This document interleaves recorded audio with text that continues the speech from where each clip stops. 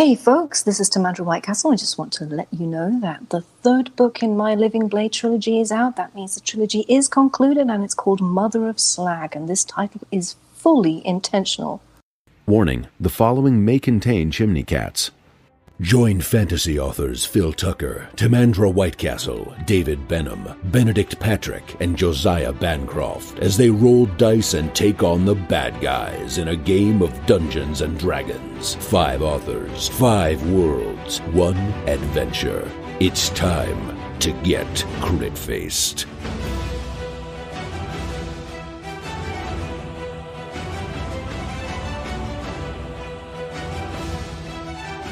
Previously on Crit-Faced.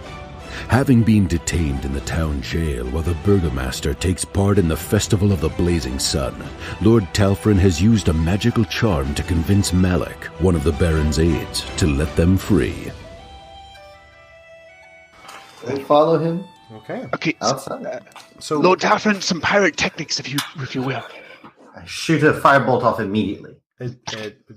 Is this as soon as you get outside, or yes, outside? Okay. Outside, yes. So you exit, guys. There's it's the streets are really quite empty, and again the noise in the distance, reminds you of the fact that the festival's taking part, and if you remember, Erwin had mentioned, and in fact the posters that you saw a few days ago in the square had mentioned that attendance is mandatory. So there actually, as you follow Malik slightly to the west. Through smaller streets that you've not been on before, you really don't see a lot of people. Should we, Dave? Sorry? Go through force him to lead us through the festival? Now that's off to the east. That's the opposite direction he wants to travel in. But if you could talk to him about that if you want. I feel like if we're going to air our success, we should at least go where the people are. Quick vote, McCragg? I leave it to the actor this time. Master Son. I would feel more comfortable. Is the I'm missing the word here, but is the burgomaster's house? So I tend to say the Rathaus. So is that somewhere close where the festivities are? No, opposite direction from you guys of where the festivities are. So you can't just walk through the festivities onto his steps and just stand there. You have to head east to the town square, but his house is to the west. You do see, as you guys are sort of debating this, a trio of people do sort of dart out from the street, running in the direction of the town square. It seems to be, from what you can gather, a mother with a son and a younger daughter. Running with them, and they sort of dart past. The boy sort of looks up and sees you, continues to run, and then he just stops in his tracks, and he double takes and he gapes, and he points at you, and the little sister obviously hears what he says, and she does the same thing, and the mum tries to grab them, and then looks at what you're pointing at, or what he's pointing at, and she sees you, and she's got the same look on her face, this look of surprise, almost awe, in a wee second, and the little girl sort of waves at you. I get this all the time. It's just part of being famous. Hello! Don't be afraid. And the mother nods and grabs the 2 kids, and they continue to run off back to the town square. See, that's just I put them in awe. I can't help it. How about a quick detour through the festivities? I think we must. I think it's a wise idea. McCragg has abdicated. Master Sana, you seem to indicate going through the festivities was a good idea too. Mm-hmm. Carolyn, I'm going to give you my scarf, Madame Rousseau's scarf. I just want you to wave this over your head in a merry fashion and pretend it is an eviscerated rabbit, or whatever you must do. Just sort of to sort of soften your appearance. That doesn't look like entrails. He's offended. I cast minor illusion to make the scarf appear as entrails. Yes! I have an idea. What if we requisition a cart and I turn it into a golden chariot spewing 4 flames? God, yes! Yes! And we ride that through the festivities and then cut back to the rat house. Wave entrails. So I could turn that into entrails too if you like, but I think that may be counterproductive. Things are unraveling particularly early tonight. These are all great plans. All right, so we have rabbit entrails and the golden chariot. This is best day. Yeah, so I can cast Silent Image, which can creates an object or a creature or anything that's no larger than a 15-foot cube, which I think a cart should fit inside. Okay. It will. Mm-hmm. And it lasts for up to 10 minutes. So just before we roll in, I will transform it into like a heavenly chariot made of like onyx and ivory with wings of gold coming off the side and auras of coruscating rainbow sort of gleaming light behind it, with a pedestal in the front for John to stand in and wave, and behind him we can have McCragg with hundreds of scarves just sort of floating around his head as he waves them to, or entrails. I'm up for debate. And then we can just sort of roll out into the festivities, do a very quick hello, and then right back to the rat house. Very quick. Yes. I have had this dream. I am ready. Are we all agreed? Yes. It seems Wiser, a bit more flashy, voices should now speak up. but let's do it. All right. If Master Sana says okay, I know it's a good plan. The priest is in. Let's go. So, what is the plan? Which one? Which particular portion of madness? What are you doing? Entrails and chariots. Okay. And fireboats to like fireworks. Yeah. So Yes. you currently don't have a cart. Is there one that we can see on the way there? It's a well populated town. It shouldn't be too difficult to see one. Yeah. Yeah. So we requisition one that's been left since everyone's gone. Okay. How are we going to move the cart? We'll requisition the pony. Okay.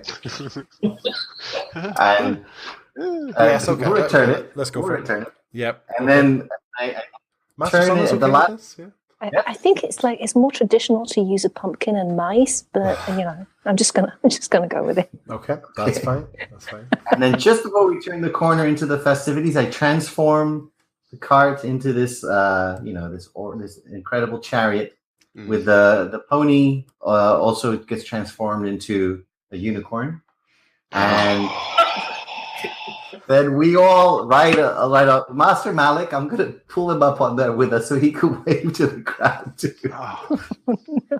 And then John is up front leading the whole spectacle as I shoot fireballs to the sky. Okay. Just another day in Ravenloft. Okay, so you with your magical unicorn pulled chariot, you turn the corner. I mean, it's pouring down by this point, guys, and you turn into the town square, and you can see. Just before anyone notices you can see here, guys, there's a parade of. It's all very drab and slightly pathetic looking. Actually, there's a big parade of unhappy children. They seem to be dressed as flowers, or attempting to be dressed as flowers, and they're trudging through sort of the mud of the town square. And after them, there's a big group of sorry looking men and women, and they're carrying just this massive 10 foot in diameter wicker ball, basically. So there's two people, like a man and a woman, following on horseback after the wicker ball, basically, and the rest of the town seems to be assembled on either side of the the path of people basically they've created for this weird drab procession, and there's a scaffold at the end of the town square that they're making for. So that's really what you see. These people just trudging along as you turn the corner, and you're, the sight of your golden chariot and the unicorn obviously grabs attention straight away, and the nearby people turn and scream at the sight of you, and people sort of fall back away from you. It's the loudest noise that you can actually have heard there. You realise, after the screams begin, that before then that the place was almost silent. The crowds sort of fall apart, and the screams turn to shouts, and you can see similar looks of recognition as to the ones you received, with the wee trio that ran along earlier, and then suddenly something that just looks so alien to you, and you realise it's been so long since you've seen this, especially since your time in Barovia. Just looks of joy on faces close to you. I mean, first some of the adults just look taken aback in wonderment, but it's when the kids who are dressed as the sort of the flower people notice you, and just this just look of absolutely childlike amazement, and they give off shouts of adoration and start to run towards the you guys, basically. I think Jean recognizes two things immediately. One is that this is leading to human sacrifice because he is very familiar with that, and second, that this is an opportunity to shine. And and so he says, "Yes, my people, my friends, we have come today as the spoilers and killers of vampires. We are the murderers of the darkness. There is no longer any need to kill innocents. There is no longer any need to shed blood of your fellow patriots. We have killed the vampires, and you are all now free. Don't do anything weird tonight. Don't do anything weird. There's the wicker ball. That's uncomfortable. Just leave it be. Let's have a good time. Drinks for everybody. Yes. Ha. And people just start shouting and screaming. To be honest, you don't even know if they really, certainly the people far away from you, caught the end of your speech, because just the general uproar is there. Right. And they sort of swarm around and press in at you guys. Now, am I right in saying that when they start to press in and interact with the object, that the silent image sort of gives way? Is that right, Lord Telfrin? More firebolts. Yeah, physical interaction with the image reveals it to be an illusion because things can pass through it. All right, okay. So like the people nearby, they're pushing up against the wagon, and I think they're aware that something's going on there, but it doesn't actually seem to affect the overall mood. Like people just seem really happy to see you, and they just want to get closer, and they're shouting at you. The two people on a horseback who are following the wicker ball. The lady stays where she is. She just looks a bit dazed and confused. She seems very upper class, very well presented lady. The man starts to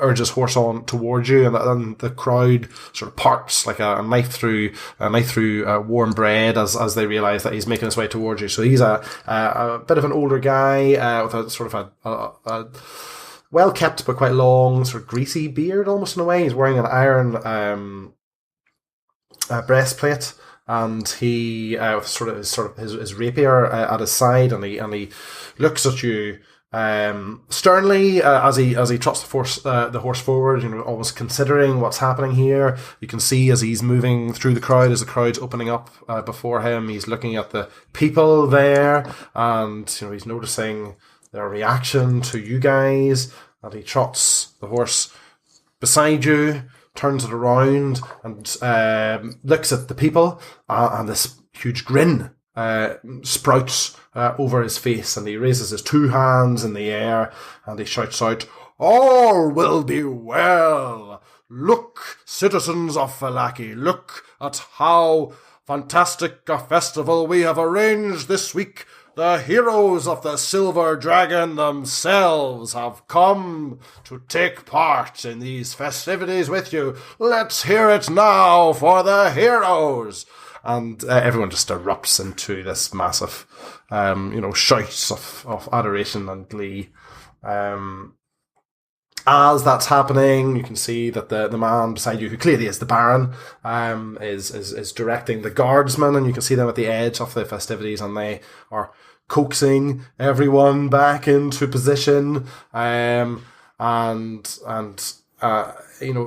Baron looks around and he picks out Malik in the cart beside you, and he says, gives him a wee nod and looks to you all, and he says, "Heroes, welcome. We have much to discuss, but of course you understand the planning that has gone into this. We have to finish this festival first for the good of Vallaki, and then we shall get down to business." This is so wonderful that you have invited us. But we aren't killing anyone tonight, right? We're just going to, no sacrifice. You've run all the vampires out of Vallaki. There's nobody left for you to kill. No. I mean, you're not like burning people in wicker baskets or anything weird, are you? That's barbaric. That's what I was thinking, but you... This is the festival of the blazing sun. Can you imagine it? Look, here it is, our sun, the dawn just about to break. Once we suspend it there on the scaffold and coat it in oil. In fact, heroes, yes, you could be the first to coat the wicker basket in oil, and then everyone will follow in your stead, and it will be like a great metaphor, the town rising in your footsteps against the evil of Strahd.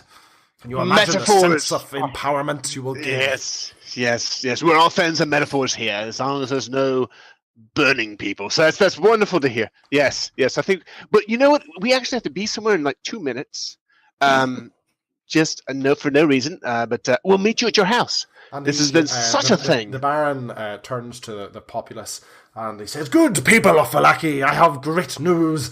The heroes will be the first to set their oil upon our blazing sun to celebrate with us," and everyone just erupts into celebration. And the kids are sort of skipping along in their flower people parade, but they seem genuinely happy now, and you can see the actual excitement on their faces. Whereas before, the rain and just the general drab of existence in this place seemed to have stolen it away from them.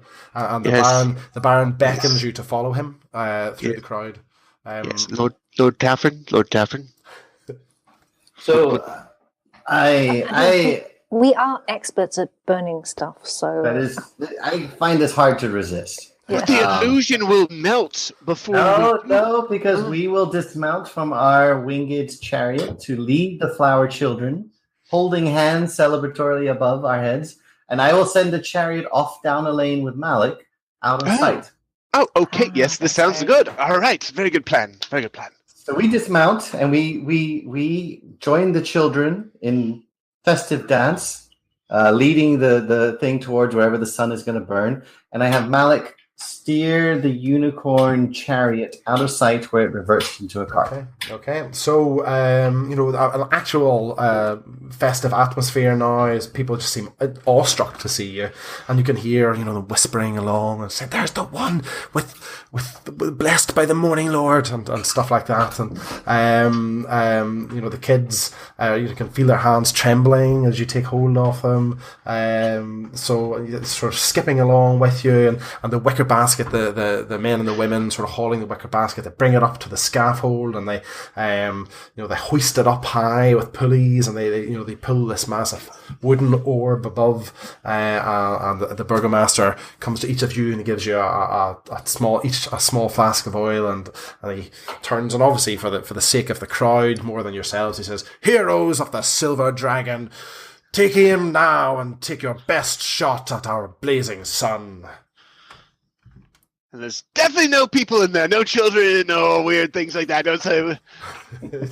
Absolutely sure. Do you want to take a perception check? Yes, I would. I would like to take a perception check. There are 10 children in there. They've been in there all this time. You just didn't notice. I just don't feel very good about this. There's been a lot of weirdness in this town. I'm going to take. I rolled a 18 plus perception. 20. Yeah, I mean you're pretty convinced it's like just a solid wicker ball. You just can't see wicker basket. It doesn't feel like You're there's anyone pretty in there. I'm fine with burning wicker. I just don't. An actor who sometimes burns children. It just doesn't look good on the marquee. Right. So anyway, the Baron's we asked you hurled to take the in. oil. Yeah. We hurled the oil flasks at the wicker ball. Yeah, absolutely. And the crowd sort of applauds behind you, and each of the townsfolk steps up, and their guards there handing out similar flasks, and they each take aim as well, and eventually the whole this whole edifice really is just covered in dripping oil basically, and then suddenly the water from the sky just intensifies basically, and the burgomaster steps forward and he says, "All will be well, everyone," and he pulls out a torch, or he lights a torch, or has it lit for him, and he steps towards the wicker ball to light it, and the torch goes out. So Talfrin immediately steps forward, gives an elaborate bow to all cardinal directions, and then unleashes a barrage of firebolts upon the wicker ball. Okay, and the wicker ball erupts into flames, and everyone just loses themselves. They just go crazy. And take a quick glance at the Baron, and he, there's a little bit of consternation on his face there. It clearly didn't work out exactly how he had wanted, but then he looks around to the crowds, and he just sees how happy everyone is, and his big grin sort of grows on his face again, and he just opens his arms and sort of soaks it all in basically, and he seems happy, and he turns to you and he gives a great big belly laugh. And one final spell. Mm-hmm. I have an image. I cast Silent Image again. It rises up from the ball of the burning sun, and it is an image, a glowing sort of aurora borealis style, like depiction of the city of Vallaki, rising up from the flames, and then looming over it are the four of us in celebratory poses, as if we are like protecting it. Okay, so there's just an intake of breath of awe, and things go quiet really, really quickly, and you look at everyone's faces, and there is they seem generally overwhelmed, but there's a slight hedge of fear as well, and you sort of look at the Baron, and he seems to be really quite taken aback by this too, and the noise. Where people were screaming and shouting a few seconds ago, now there's almost this sort of silent anticipation. I elbowed John, and I said, Too much. Back it up. Is anyone else worried that we're creating unreasonable expectations? But we will fulfill it all, without a doubt. I have the image fade away, and I have the John in the image making like farting faces as he like. Oh, thank you. Thank you. And then I elbow John and I say, "Quick, this is the silence for you to, moment. This is your stage. I provided it for you." The people of Vallaki, we have come here today not in celebration of ourselves, but in celebration of you. We have felt called to help save you from the scourge that has plagued you and your children for many, many years, and it is both a privilege and an honor. Thank you for your trust. I hope that everyone has a wonderful time tonight. Tip your waiters, and good night.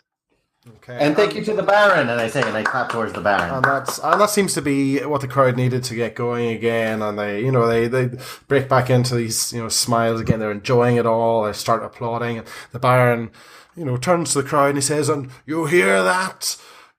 Let's hear it for the new protectors of Vallaki, the heroes of the Silver Dragon." And the crowd go wild.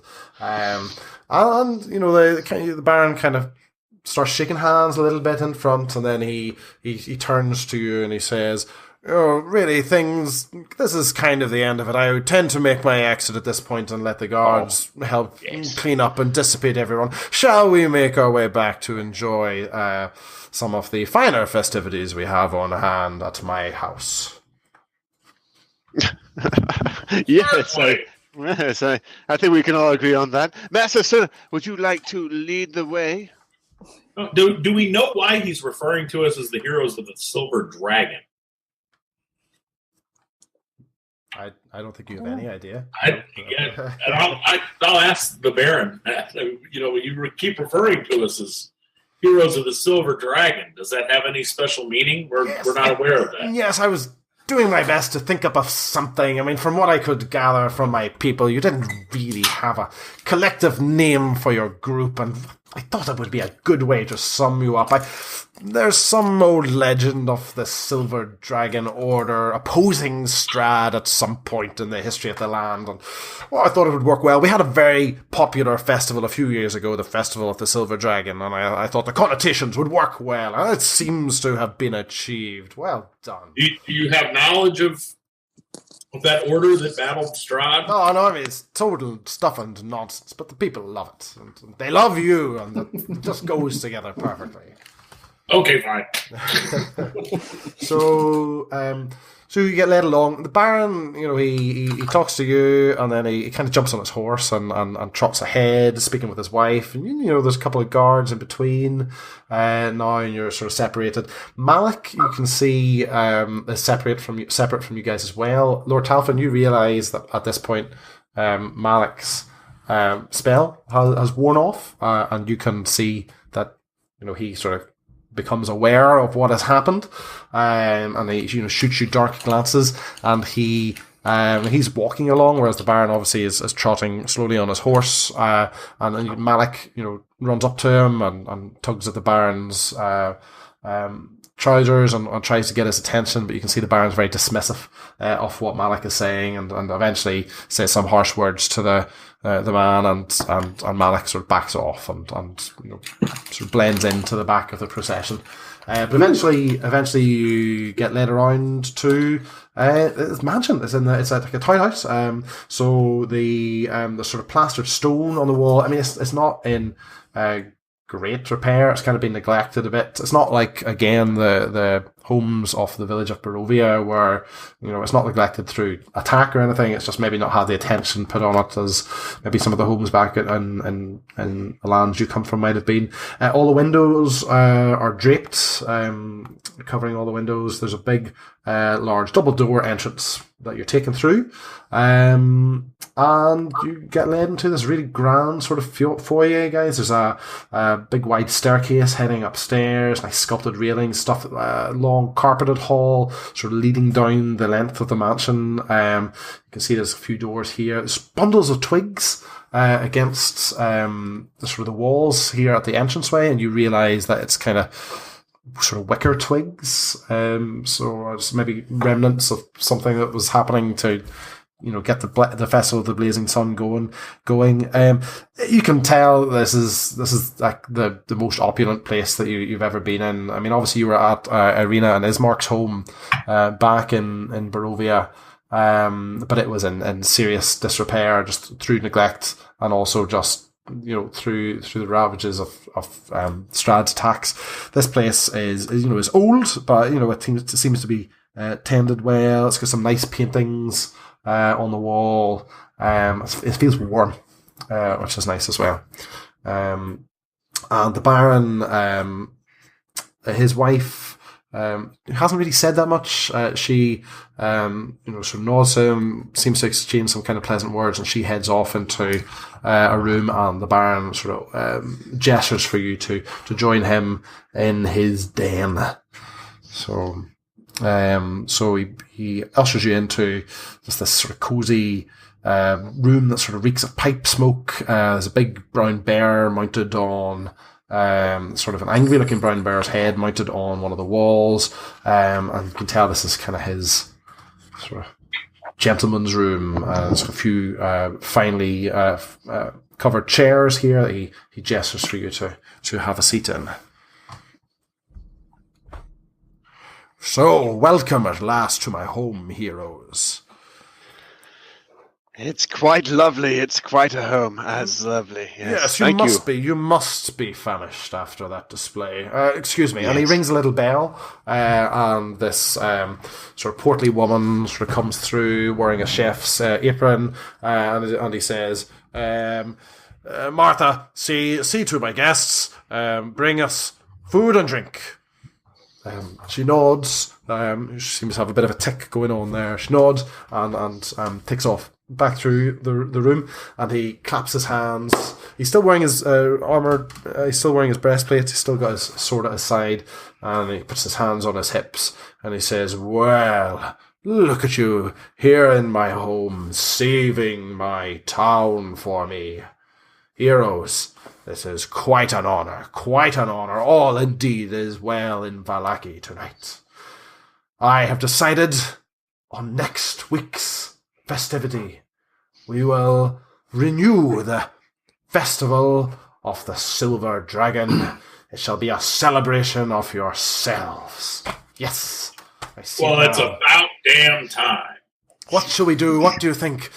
We can't burn effigies off you. That doesn't send the right message. What can we do? What can we have the people do to celebrate? Maybe just have like a nice dinner. A dinner. Gold? You know, some games. We could line the streets of Vallaki with tables of food, yes. That would be amazing. Oh, that sounds good, yes. What are your, Yes, that sounds right. favourite meals? Meat. Meat, a meat Yeah. table. Yes, well, Potential. a meat table. I like things with, like, subtle seasoning, personally. A seasoning table.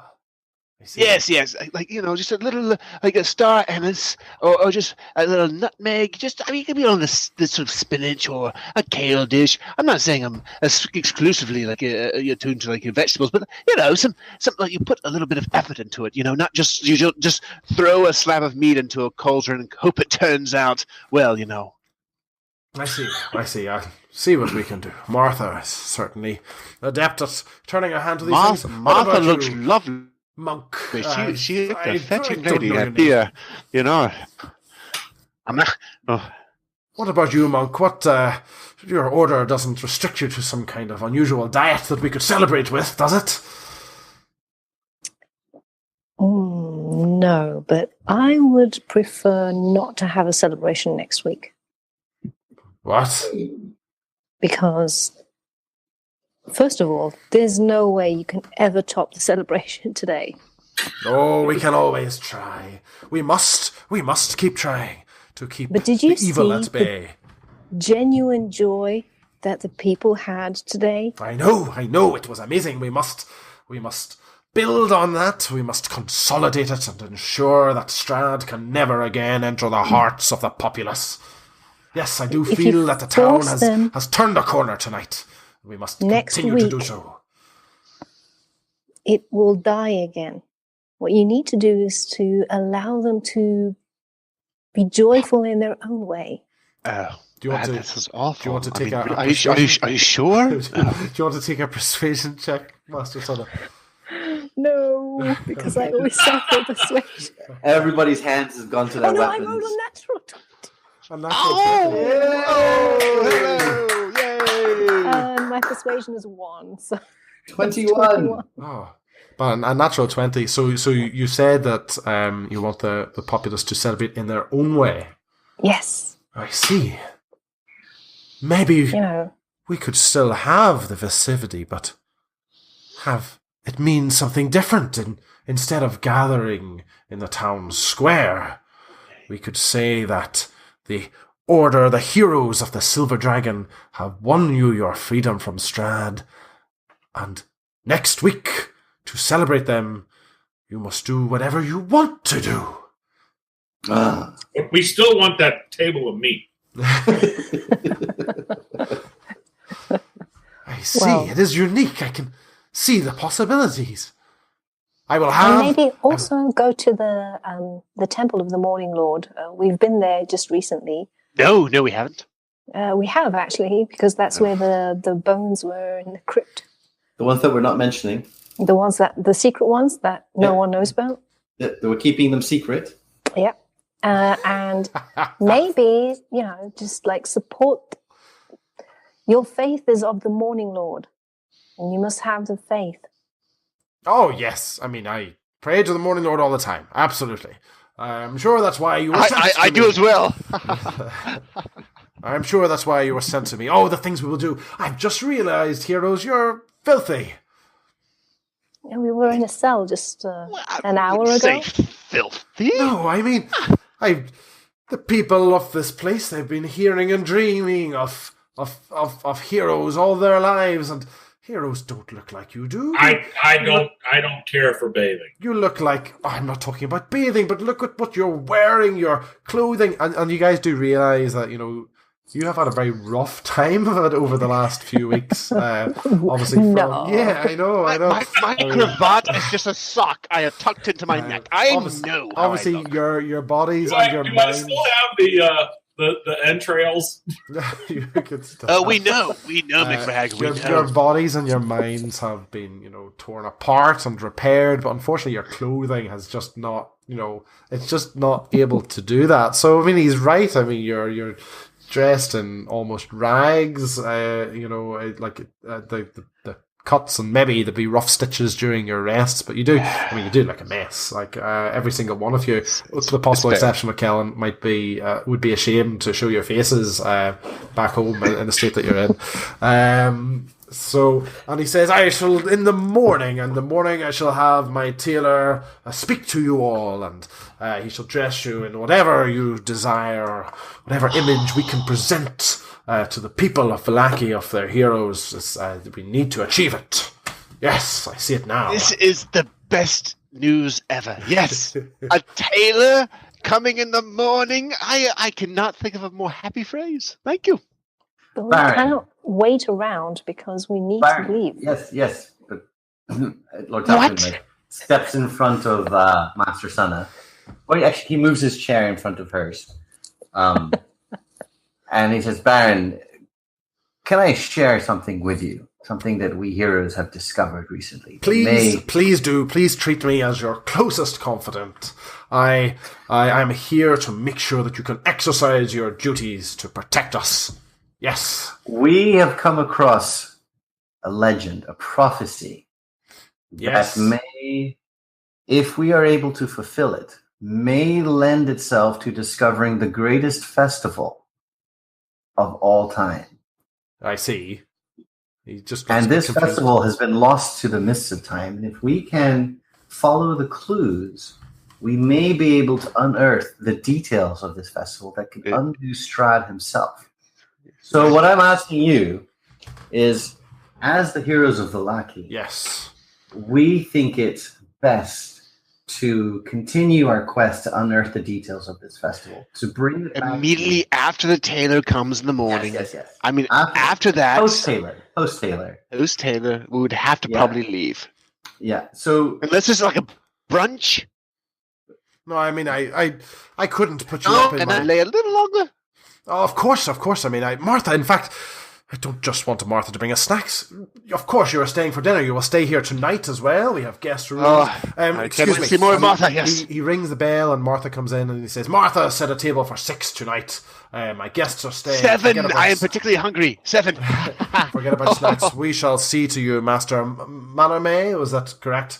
I haven't even asked you all your names. I'll have to deal with that. But to bring it back home to what I was saying, Baron, we will probably, for the good of Vallaki, have to quest forth to discover the true details of this festival so that we may triumph over Strahd together for the good of Vallaki. Yes, and my guardsmen and I will support you in every way. We'll scour all the streets. We will knock on all the doors. We will find exactly what you need. This is the details of this festival are hidden across the land of Ravenloft. We must set forth to bring back these lost secrets to your greater glory and that of Vallaki. So his face kind of like freezes when you mention leaving to go across the land, and he you can almost see the gears sort of his mind working as you say that, and he says. After a moment's hesitation, he says, "You say you need to leave the town. Let me come back at you with this. Would it not be better for you to stay here and manage the operations of sending teams of my men across the land to find what you need for you, while you can stay here? Baron, your generosity what is we can give you matched. and look after the people." Baron, your generosity is only matched by your broadness of vision. But alas, heroes must do what heroes were destined to do. Listen, really? I think we are getting ahead of ourselves. Let us focus on food tonight, clothing tomorrow, and then we can discuss what happens next, like our celebration next week. Oh, that sounds great. Is there really any rush? Like 2 to 3 weeks, things are about the same. If I've learned anything about life, in 3 weeks, you're just as fat, you're just as sad, or just as happy. Sometimes you're a little more drunk, a little less drunk. But, 2 3 weeks is about the same. Yes, I'm sure the Vistani could, in that time, deliver Irina right to Strahd's castle. Now, if you excuse me for a moment, please rest here, make use of my den. I have people to see just before dinner. I shall join you momentarily. There's some wine in the cabinet, please. Make of it as you will, and I will see you with my wife and possibly my son if he chooses to grace us with his presence tonight. I shall see you shortly. Heroes, it has been my pleasure. Do you have any appetizers or something you can leave with us? I'll say to Martha to drop some victuals in, yes. The least you could do. There's a wine cabinet right there, Kellen. Mr. Barbarian. Okay, so the Baron gives a short bow, leaves, leads you guys to it. Crit Faced is a weekly Dungeons & Dragons podcast. To make sure you never miss an episode, and to get an exclusive prequel episode of the podcast, where you can find out what our characters were up to before this adventure began, head over to critfacedpodcasts.com and join our Crit Faced fan group.